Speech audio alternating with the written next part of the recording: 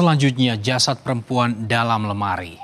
Seorang perempuan ditemukan tewas di dalam kamar indekosnya di Kabupaten Cirebon, Jawa Barat pada Kamis petang.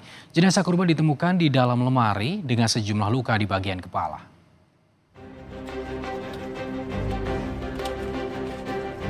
Warga Kecamatan Kedaung, Kabupaten Cirebon, Kamis petang digegerkan dengan tewasnya seorang perempuan di dalam kamar indekosnya. Korban pertama kali ditemukan tewas oleh rekannya di dalam lemari.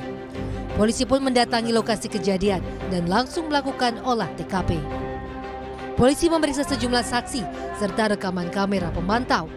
Dalam CCTV terlihat terduga pelaku yang merupakan teman kencan korban tiba di indekos pukul 14.40 waktu Indonesia Barat dengan mengendarai sepeda motor. Terduga pelaku kemudian keluar dari kamar indekos pada pukul 15.40 waktu Indonesia Barat.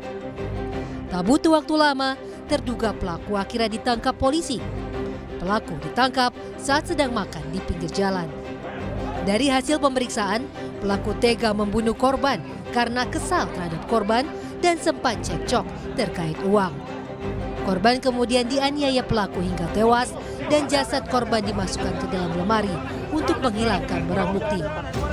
Motif dari pelaku yaitu pelaku sakit hati dan tidak terima karena korban meminta untuk dibayar di awal untuk kencan, memukul bagian wajah korban berkali-kali, kemudian korban tidak sadarkan diri, kemudian dimasukkan ke dalam lemari baju. Terdapat penyumbatan di saluran pernafasan sehingga korban mati lemas akibat dicekik. Pelaku kini harus mendekam di balik jeruji besi dan terancam hukuman 15 tahun penjara.